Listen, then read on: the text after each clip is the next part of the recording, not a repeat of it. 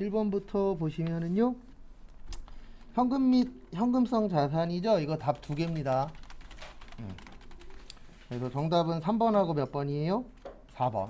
그래서 장기대여금하고 단기매매증권은 현금 및 현금성 자산이 아니죠. 그래서 정답은 3번, 4번.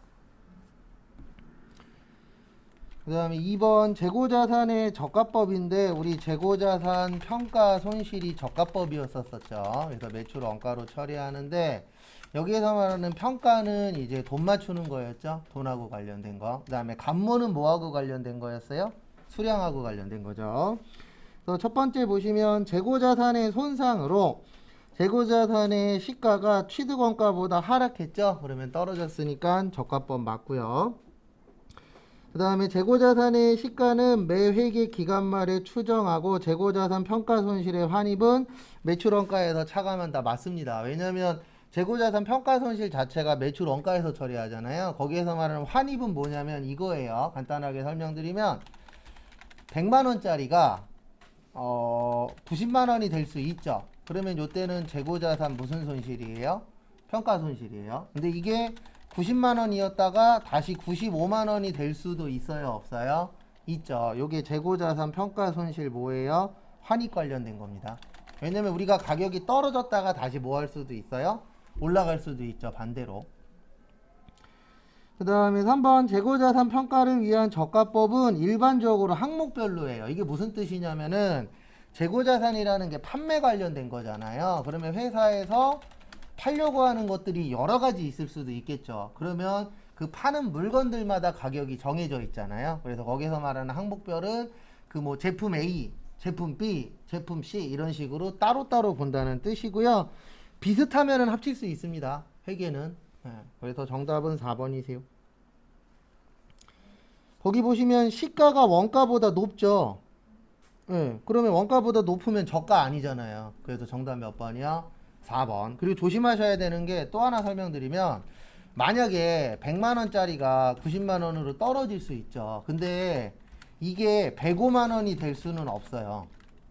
왜 105만원이 될 수가 없냐면 이거 저가법이잖아요. 그래서 처음에 상금액보다 올라갈 수는 없어요. 왜냐면 무슨 법을 쓰기 때문에? 저가법을 쓰기 때문에 원상복귀까지는 돼요. 그래서 100만원이 됐다 90만원이 됐다 100만원까지는 되는데 그거보다 높은 금액은 인정을 안 해줍니다. 무슨 법을 쓰기 때문에 그래요? 저가법. 그래서 우리가 이런 거 있었죠. 조금 설명을 조금 더 드리면 우리 뭐 단기매매증권 평가 이익이니 단기매매증권 평가 손실 쓰잖아요. 요거는 시가법이에요. 공정가액법이라고 하는데 요거는 오르면 오른 걸 인정해주고 떨어지면 떨어진 걸 인정해줍니다. 근데 저가법은 오른 건 인정을 안 해줘요. 왜냐면 저가법 자체가 오른 거예요? 떨어진 거예요? 떨어진 거죠. 그래서 요것도 한 번인가 나온 적이 있어요. 과거에. 뭐 최근엔 안 내고 있는 추세긴 하지만.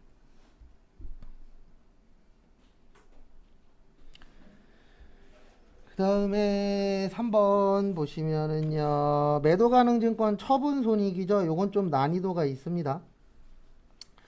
일단은 6월 1일 날 120주를 얼마 주고 사셨어요?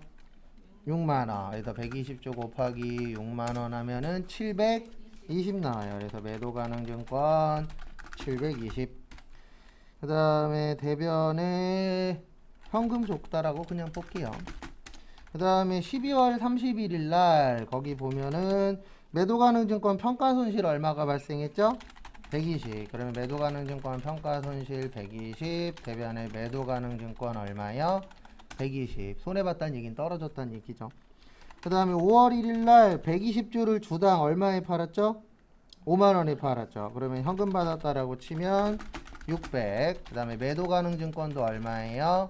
600. 근데 우리 무슨 처리한다 그랬죠? 자본은 상계 처리. 그래서 매도 가능 증권 평가 손실 얼마 있었죠? 120. 그러면 매도 가능 증권 처분 손실 얼마야? 120. 끝. 근데 원래 이 문제는 이론에 나오면 이렇게 푸는 거 아니에요. 그냥 요거랑 처음 거랑 마지막 것만 비교하면 된다 그랬죠. 그래서 720짜리를 얼마에 팔았다? 600에. 그래서 얼마 손실이요? 120. 그래서 정답은 4번. 원래 이론은 이렇게 푸는 거예요. 근데 우리는 이론 문제로도 나오지만 모두 나오죠? 붕괴도 나오죠. 그래서 이 붕괴도 이해를 하셔야 됩니다. 그래서 이렇게 되는 이유는 이 매도 가능증권 평가 손실이 자본이잖아요. 그래도 우리가 그 마감할 때 보면 자산하고 부채하고 자본은 차기로 뭐 된다 그랬죠? 이월된다 그랬죠? 그래서 관련 있는 게 팔리면 요 관련 계정 과목도 같이 없애줘야 돼요. 그래서 일명 상계 처리를 다 해주셔야 됩니다. 그래서 정답은 4번이세요.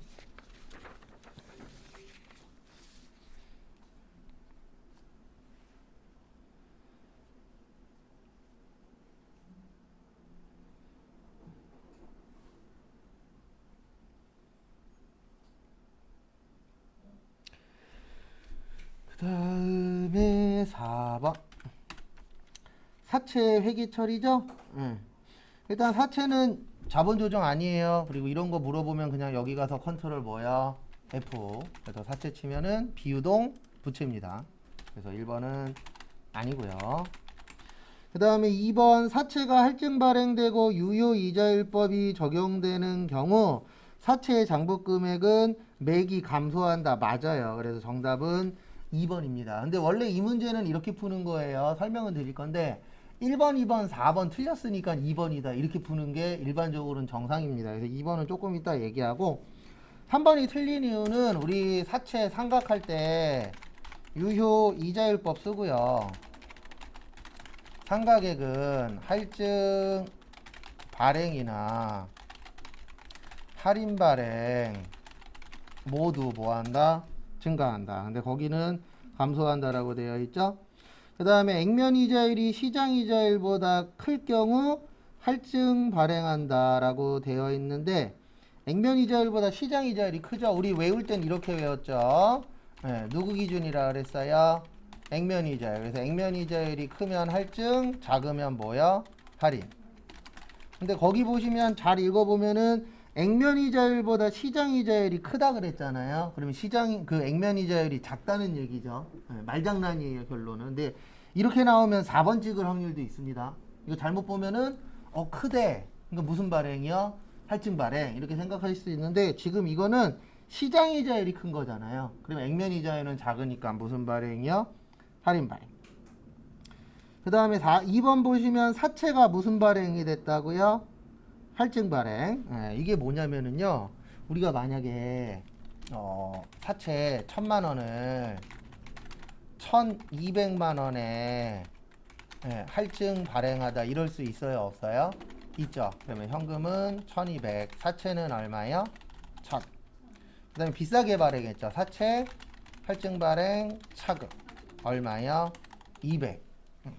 그래서 현재 사채가 1200으로 계산이 돼요. 왜냐면 얘는 사채의 증가거든요. 사채를 플러스 해줘요.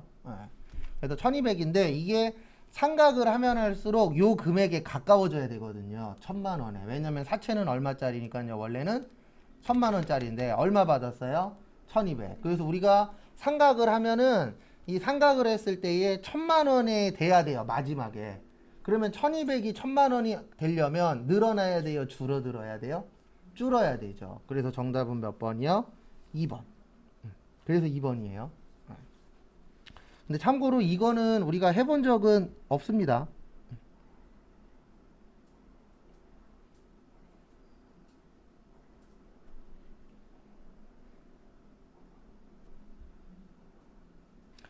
그 다음에 5번. 다음 중 용역의 제공에 따른 수익을 인식하기 위한 조건에 대한 설명으로 틀린 것은 경제적 효익의 유익 가능성이 매우 높아야 됩니다. 그래서 경제적 효익 그러면 뭐 생각하시라고요? 돈 생각하세요. 그래서 우리가 물건을 팔면 돈 받을 확률이 높아야 되죠. 그 다음에 2번 거래 자체의 수익 금액을 신뢰성 있게 측정할 수 있어야 돼요. 이거 팔아서 얼마 버는지 알아야 되죠.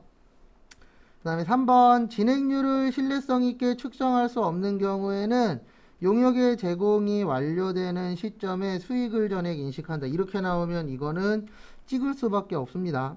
요거는 어떻게 되어 있냐면 회수 가능한 금액을 수익 처리하라고 되어 있어요. 회수가 뭐 하는 거죠? 돈 받는 거죠. 그래서 돈 받을 수 있는 거를 처리한다. 완료되는 시점에 수익을 전액 인식하는 건 안 된다라고 되어 있습니다. 왜냐하면 신뢰성이 없다는 뜻은 이 금액을 믿을 수 있다는 얘기예요, 없다는 얘기예요? 없다는 얘기죠. 그래서 믿을 수 없는 금액을 회계 처리하면은 잘못된 정보가 되잖아요. 그래서 회수 가능한 금액을 수익 처리하고 그 다음에 발생한 금액은 비용 처리하라고 되어 있어요. 그러니까 우리가 돈 쓴 거 있잖아요. 그건 당연히 무슨 처리해야 돼요? 비용 처리해야 되겠죠. 이렇게 나오면은 어렵게 낸 겁니다. 그 다음에 4번 당연한 얘기죠. 원가가 신뢰성 있어야 되잖아요. 믿을 수 있어야 되죠. 그래서 지금 막 50억 얘기 나오는 거 사람들이 안 믿는 이유는 하나잖아요. 맞죠? 믿어요? 변명하는 거 믿어요? 아무도 안 믿어요. 6년 일해서 그 금액이 나올 수가 없죠. 어느 회사에서 일하든. 대기업이 아니라 대기업 할아버지여도 6년 일했다고 그 금액이 안 나오잖아요. 맞죠? 그러니까 뭐든지 다 믿을 수 있어야 됩니다. 그래서 지금 되게 재밌게 되어가고 있는 것 같은데 뭐 우리 동네가 아니니까 남의 동네니까. 그 다음에 6번 원가 정답은 일단 4번이에요. 이런 거는 괜찮죠? 왜냐면 우리 가공원가 또는 전환원가는 직접 노무비하고 뭐예요? 제조간접비 참고하시고. 그 다음에 7번 T자 문제죠.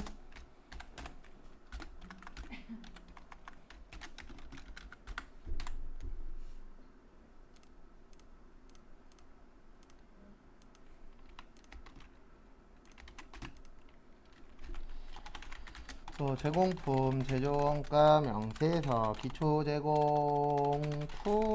직접재료비, 직접노무비, 직접경비, 제조간접비, 단기제품, 제조원가, 기말, 제공품. 그래서 여기 보시면 기초가 100, 그 다음에 단기제품이 550, 그 다음에 간접비는 단기 제품 제조원가의 40%. 그러면 얼마예요? 220. 그 다음에 노무비는 몇 프로, 몇 배래요? 네, 1.2배래요. 그래서 220에 몇 배요? 1.2배. 그러면 264만원 나와요. 그 다음에 기말 얼마예요? 200. 그 다음에 차변과 대변 어때야 되죠? 같아야 되죠? 그래서 166만원. 정답 몇 번이요? 3번. 요거는 수학은 아니고 산수입니다. 왜냐면은 거기 단기 제품 제조원가에 40% 구하고 그 다음에 그 40% 구한 거에 몇 배요? 1.2배. 예, 요건 계산기로 두드리면 나오잖아요. 수학이면 틀려도 되는데 산수는 꼭 맞추셔야 돼요.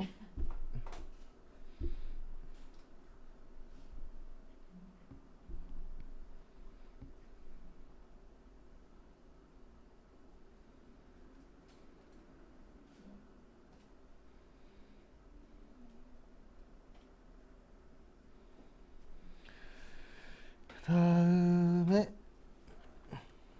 8번 보시면 저기에다 밑줄 치세요. 예정 배부율.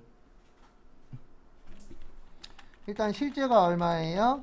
2,500. 그 다음에 시간당 500시간 500시간이고 그 다음에 당연히 시간당 얼마예요? 5만원. 그 다음에 과소배부래요. 과소배부 얼마예요? 100만원. 그래서 항상 누구 기준이라고요? 실제보다 얼마 작다? 100만원. 그러면 2,400 되겠죠, 예정이. 그 다음에 몇 시간이라고요?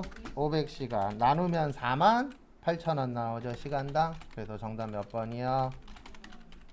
2번. 별건 없습니다, 이 문제는. 왜냐면 너무 정직하게 줬잖아요. 과소, 작대. 누구보다 작다고요? 실제보다. 이렇게 나오면 괜찮죠. 그러니까 문제 풀어보면 아시겠지만 똑같은 문제도 그냥 하늘과 땅 차이라.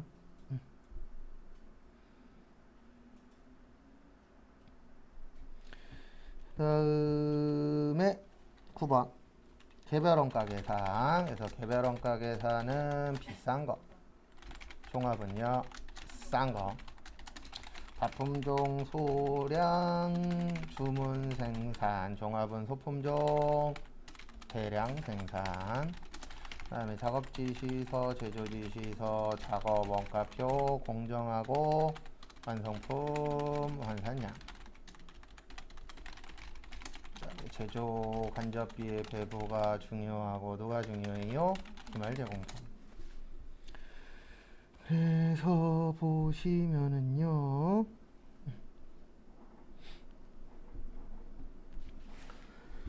개별이니까 가장 뭐한 거예요? 비싼 거. 정답은 1번.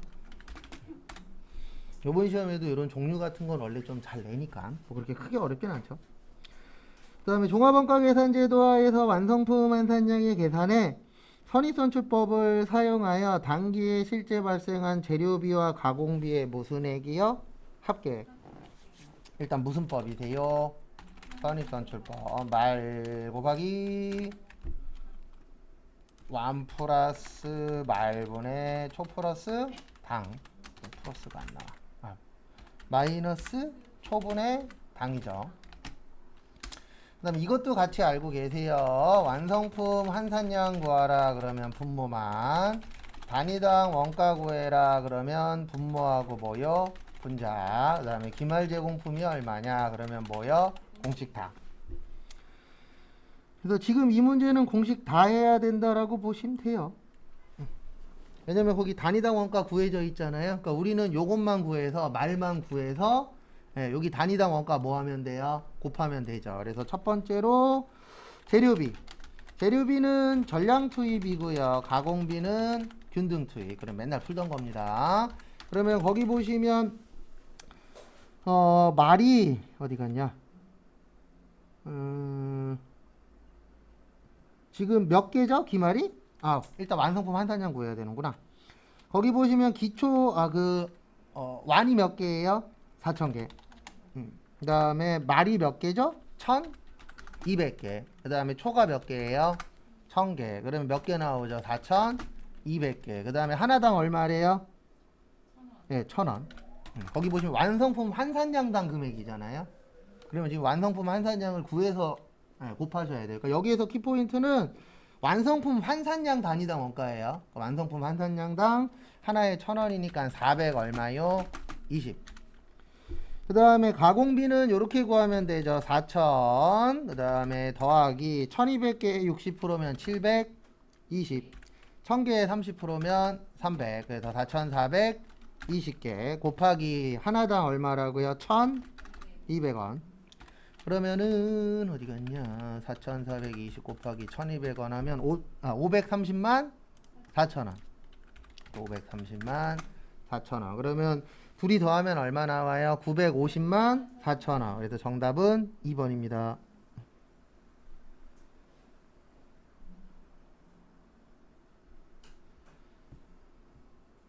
참고하시고요. 그 다음에 11번. 세금계산서 발급 의무 면제인데 요거를 좀 기억하시면 도움이 되실 거예요. 세금계산서는 누구랑 주고받아요? 사업자랑 사업자. 그래서 이 거래가 업자들끼리 거래하는 거냐 이거를 좀 볼 줄 아시면 도움이 좀 되세요. 그래서 첫 번째 국외 제공 용역은 아니죠. 왜냐면 국외 제공 용역이 요거 얘기하는 거잖아요. 국외 제공 용역이 일명 수출 얘기하는 겁니다. 우리 수출은 세금계산서 있다 없다? 없다. 왜 없냐면은 발행해 줄 수가 없잖아요. 외국 회사가 외국 관련된 곳들이 우리나라에 사업자 등록번호가 있어요 없어요? 없죠. 그래서 1번 안 되고, 그 다음에 정답은 2번이에요. 저기에다 밑줄 치세요. 국내 업체 간. 그러면 국내 업체면은 둘 다 사업자잖아요. 그러면 사업자하고 거래할 때는 세금계산서 받을 수 있다 없다? 있다. 그래서 정답은 몇 번이요? 2번. 그 다음에 무인 판매기. 우리 자판기는 주로 뭐예요? 소비자가 구매하잖아요. 그래서 3번도 아니고, 그 다음에 간주는 진짜예요 가짜예요? 가짜죠. 그래서 정답은 2번. 그래서 세금계산서 나오시면은 요걸로 푸는 것도 방법이에요. 뭘로 보냐면은 누구랑 거래하느냐, 그걸 참고해서 푸는 것도 하나의 방법입니다. 그 다음에 12번 다음 중 부가가치 세법상 과세 대상인 것은 그래서 보시면 국내 생산 비식용 미가공인 농축수 임산물 그래서 비식용의 미가공은요 요거는 국내 것만 됩니다. 그 다음에 식용의 미가공은 국내도 되고 어디도 된다고요? 수입도 돼요. 먹는 거는 양쪽 다 되고 비식용은 안 먹는 거잖아요. 안 먹는 거는 어디 것만 된다고요? 국산만 돼요. 그래서 우리 얼마 전에 푼 것 중에 애완용 돼지 나왔잖아요. 국내산. 그게 요거예요. 비식용 미가공. 그 다음에 두 번째 국민주택 규모를 초과한 주택값 그 부수 토지의 임대 용역이죠. 오랜만에 한번 또 적을게요. 그래서 우리 또 땅이 있고 건물이 있고 국민주택 규모 초과가 있고 국민주택 규모 이하가 있죠. 그 다음에 매매가 있고 임대.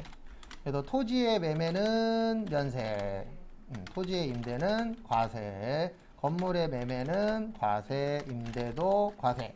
국민주택 규모 매매는 과세, 임대는 면세. 국민주택 규모 이하는 면세의 면세였었죠. 그래서 2번도 면세입니다.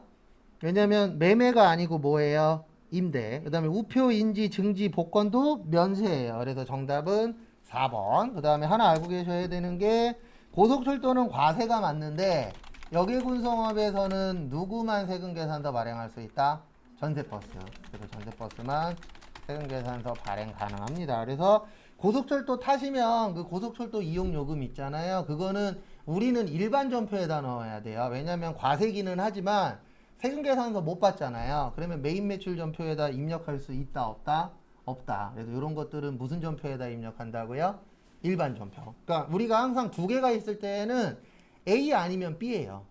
그러니까 메인 매출 전표에 입력 못하는 것들은 다 어디에다 입력을 하셔야 돼요? 일반 전표에다. 그래서 만약에 시험 문제 아니면 실무 가셔서 고속철도 타거나 비행기를 타거나 택시를 타거나 아니면은 요즘에 뭐 교통카드 영수증도 나오잖아요. 이런 것들은 다 어디에다 입력하셔야 돼요? 일반 전표에다. 메인 매출 전표에다 넣을 수 있는 역외군송업은 하나밖에 없어요. 무슨 버스요? 전세버스. 그 다음에 13번 환급. 그래서 보시면은요. 정답은 일단 1번입니다. 확정신고 기한이 속한 달의 말일부터가 아니고요. 확정신고 경과 후에요. 그래서 우리가 일반환급이 있고 무선환급이 있어요. 조기환급. 그래서 일반환급은 30일, 조기환급은 15일인데 여기에서 어떤 문구가 틀렸냐면 속한 달의 말일부터가 아니고요. 신고기한 경과 후 며칠이요? 30일 이내예요. 그러니까 이렇게 생각하시면 돼요. 우리 1기 확정이 7월 25일이잖아요. 그러면 7월 26일부터 해서 몇 달 이내에 주면 되는 거예요? 한 달 이내. 그렇게 되어 있는 겁니다. 근데 이거는 말일부터라 그랬잖아요. 신고는 근데 말일이 아니기 때문에 정답은 일단 1번이세요. 그 다음에 보시면 2번 조기환급은 수출 등 영세율 사업자와 설비 투자를 한 사업자 맞아요. 그래서 조기에 환급하여 자금 부담을 덜어주고 수출과 투자를 촉진시키는 데 목적이 있습니다. 그래서 우리나라가 중요한 게 두 가지잖아요. 하나는 수출하는 거. 그 다음에 하나는 회사에서 투자하는 거. 근데 이 투자라는 게 다른 게 아니고 이제 직원들을 늘려야 되는 투자들 있죠. 그래서 뭐 시설 설비에 투자를 한다거나 공장을 짓는다거나 이럴 경우에 혜택을 주는 겁니다. 그 다음에 조기환급은 맴대로 하라 그랬죠. 한 달에 한 번도 되고 두 달에 한 번도 되고 세 달에 한 번도 되세요. 그 다음에 4번 보시면 예정신고기한 경과 후라고 나와야 돼요. 근데 위에는 1번이 답인 이유는 속한 달의 말일이죠. 그래서 정답은 몇 번이요? 1번. 그 다음에 이것도 알고 계세요. 일반환급은 어저께도 한번 적어드렸었는데 예정신고 일반환급은 가능하다 불가능하다? 불가능해요. 네. 그래서 얘가 나오는 거예요. 예정신고 미환급세. 이게 나오는 이유가 뭐냐면 일반환급은 예정신고 때에는 안 해줘요. 안 해주고 확정신고할 때 빼도록 되어 있습니다. 그거 참고하시고. 그래서 우리 부가가치세 신고서 넣을 때 미환급세액 몇 번 넣어봤었죠? 그게 나오는 이유는 뭐냐면 일반환급할 때는 안 해줍니다. 환급 자체를. 확정신고 때에만 환급해줘요.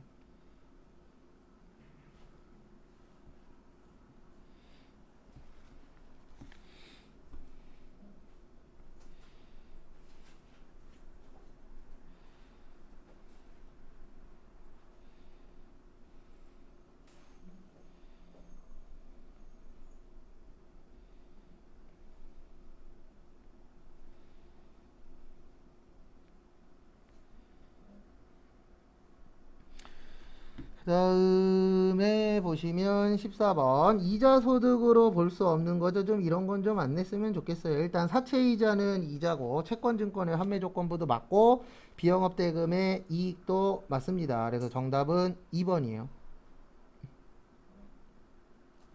그래서 운용수익은 요걸로 보시면 돼요. 기타 소득 일반적으로.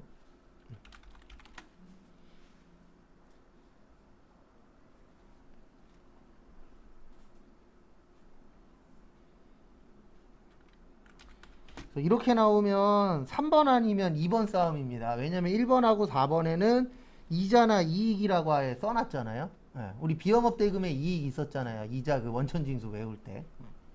이렇게 나오면은 2번 아니면 3번인데 채권증권의 환매조건부 매매차익도 이자 소득으로 봅니다. 근데 별도로 배운 적은 없어요. 그 다음에 15번 여기에서 아셔야 되는 거는 이 말뜻을 좀 아셔야 돼요. 뭐를 아셔야 되냐면 거기 보시면은 총수익금액 산입이라고 보이세요? 네, 산입의 뜻은 인정한다는 뜻이에요. 그래서 총수익금액이 요거 처리되는 겁니다. 수익 처리. 그래서 산입은 인정한다. 그 다음에 불산입은 인정한다, 안 한다? 인정 안 한다. 이렇게 되는 거예요. 그러면 거기 총수익금액 산입은 이렇게 처리하시면 돼요. 수익을 늘려주는 거예요. 그 다음에 필요경비 불산입은 비용을 뭐 시키는 거예요? 감소시키는 겁니다. 그러니까 우리가 회계 처리할 때 수익 비용을 다 잡아준다 그래서 그게 다 인정되는 건 아니세요.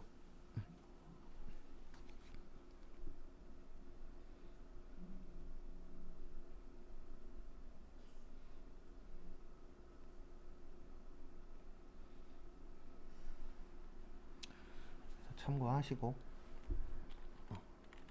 그 다음에 필요경비 산입은 비용을 증가시키는 거예요. 그 다음에 총수익금액 불산입은 수익을 뭐 시키는 거예요? 감소시키는 거. 그래서 1000만 원에다가 위에 있는 건 더하는 거예요. 그래서 100만 원에 900만 원이니까 1000만 원 더하고 그 다음에 아래에 있는 건 빼는 겁니다. 얼마 빼요? 1400. 그러면 600 나와요. 그래서 정답 몇 번이요? 2번.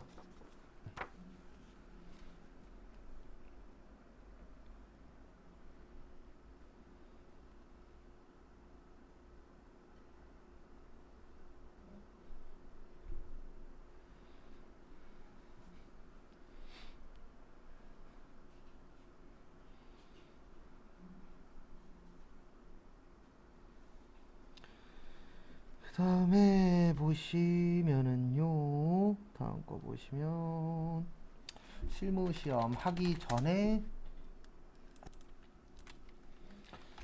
문제 1번 일반전표. 오랜만에 나왔죠. 우리 어음할인 매각거래 나오면 뭐예요? 매출, 채권, 처분, 손실. 그 다음에 받으러 얼마요? 3천, 해일. 그 다음에 돈 얼마 받았어요? 2,970 받았죠. 그 다음에 7월 25일 주주총회 승인을 얻어 당사의 보통주 1000주인데 저기에다 밑줄 치세요. 소각. 소각 나오면 뭐 기억하셔야 된다 그랬죠? 네, 감자예요. 요거는 별도로 기억을 하고 계셔야 됩니다. 그래서 소각하기 위해서 1000주를 5,500원에 구입했대요. 그러면 현금 550. 그 다음에 자본금은 항상 주식 발행수 곱하기 무슨 가액이요? 액면가액. 그러면 500. 그 다음에 감자, 차손 50. 그 다음에 돈이 덜 들어갔으면 만약에 500만원짜리 없애는데 450 들어갔으면 그땐 감자 차 이기예요. 어차피 감자는 2개밖에 없긴 합니다.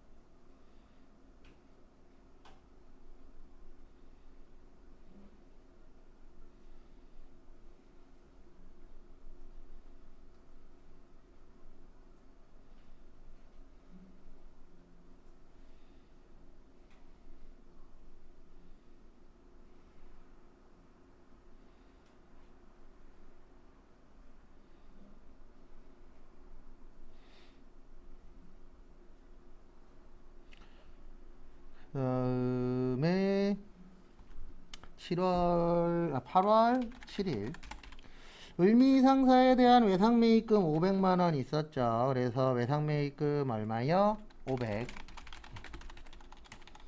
을미 대변에 받을 어음 400 갑동. 그 다음에 수표 발행했죠. 무슨 예금이요? 당좌예금. 근데 이건 아셔야 돼요. 지금 분계가 아주 어려운 편은 아니에요. 근데 왜 이렇게 됐냐면 내신 분도 아는 거예요. 지금 이렇게 내면 이론이 어려워요. 아주 어렵진 않은데 왜냐면은 이게 되게 잘 내요. 시험 내시는 분들이 제 딴 건 모르겠는데 애매하게 공부하면 60점에서 70점 사이로 떨어지게끔 만들어 놨어요. 그러니까 붙어도 70점대 초반, 떨어져도 60점대 중후반 이렇게 되게 잘 만들어요. 그래서 지금 요게 되게 좀 애매한 게 이렇게 나오면 이론 문제 먼저 푸신 분들은 좀 불리할 수도 있어요. 왜냐면 두세 개가 저희가 아예 안 보던 거잖아요. 이게 한두 개라도 좀 그런 게 나오면 확실히 영향은 있어요. 사람인지라. 그 다음에 우리 오랜만에 나온 문제인데 이것도 전기에 대손 발생하면 뭐였었죠? 대손 충당금. 그래서 보시면은요. 보통 예금 얼마예요? 320. 대변의 대손 충당금 320.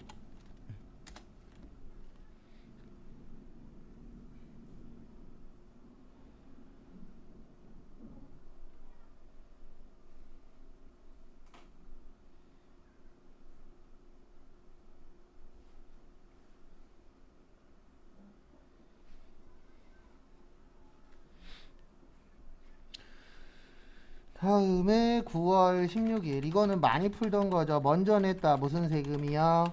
선납세금. 그리고 거기 15.4%라고 되어 있죠. 그러면 15만 4천원. 그 다음에 예금은 얼마였어요? 900. 그 다음에 통장으로 들어온 거 나머지 들어왔죠? 984만 6천원. 그 다음에 이자 수익 얼마요? 100만원. 거기 15.4%인 이유는 우리 이자 소득 원천징수 얼마예요? 일반적으로 14%. 그 다음에 1.4%는 요거 얘기하는 거예요. 네, 지방소득세. 지방소득세는 무조건 소득세의 몇 프로예요? 10%예요. 그 다음에 14%는 소득세. 그래서 어떤 분들은 14%가 맞다. 어떤 분들은 15.4%가 맞다 그러는데 둘 다 맞는 거예요. 그러니까 그거랑 똑같은 거예요. 부가세 별도냐? 부가세 포함이냐? 근데 꼭 어설프게 하시는 분들이 이거 갖고 싸워요. 14%가 맞냐, 15.4%가 맞냐, 둘 다 똑같은 거예요. 근데 이제 차이는 포함이냐, 불포함이냐. 안 먹혀요. 그런 분들 막 대화할 때 안 먹혀요. 나중에 따로 얘기해야 돼요. 그러니까 이 말이 맞는 말은 아니지만 모르시는 분들 중에 용감하신 분들 많아요. 그래서 돈 관련된 것들 이렇게 댓글들 보면 진짜 그런 분들 많아요. 생각외로 자기가 아는 게 전부다 라고 얘기하시는 분들. 그리고 다른 얘기하면은 저놈은 나쁜 놈이야 이렇게 얘기하시는데 그 다른 생각도 있을 수 있잖아요. 근데 어느 순간부터 보면 다른 생각은 적이다라고 생각을 하시더라고요. 그러니까 언젠가부터 항상 두 개밖에 없는 것 같아요. 나 아니면 너, 남자 아니면 여자, 예스 아니면 노 이렇게 돼버려갖고. 7월 10일은 저기에다 밑줄 치세요. 직수출. 그래서 매출에 뭐예요? 수출. 우리 수출 나오면 무슨 일 기준이죠? 네, 선적일 기준이에요. 그래서 그거 주의하시고. 그 다음에 보시면 매출에 수출에 코바. 그 다음에 대변에 제품 팔았죠. 제품 매출 5만 달러에 1,100원이니까 5,500. 그 다음에 차변에 어디 갔냐? 보통 예금으로 입금된 거는 3,300. 나머지 외상이죠. 외상 매출금 2,200. 끝. 7월 13일은 저기 전자세금 계산서. 그래서 매출의 과세 누구한테 팔았어요? 최공유. 그 다음에 전자는 대변의 제품 매출 1,000. 부가세 얼마예요? 100. 그 다음에 부연 설명은 드릴 거예요. 현금 얼마요? 1100. 무슨 부연 설명할 거냐면 이 부연 설명을 할 거예요. 거기 보시면 마지막 쪽에 사업자 등록 신청일 몇 월 며칠이죠? 네, 7월 며칠이에요? 30일. 그래서 앞에 보시면 이게 뭐냐면 우리 사업자 등록증은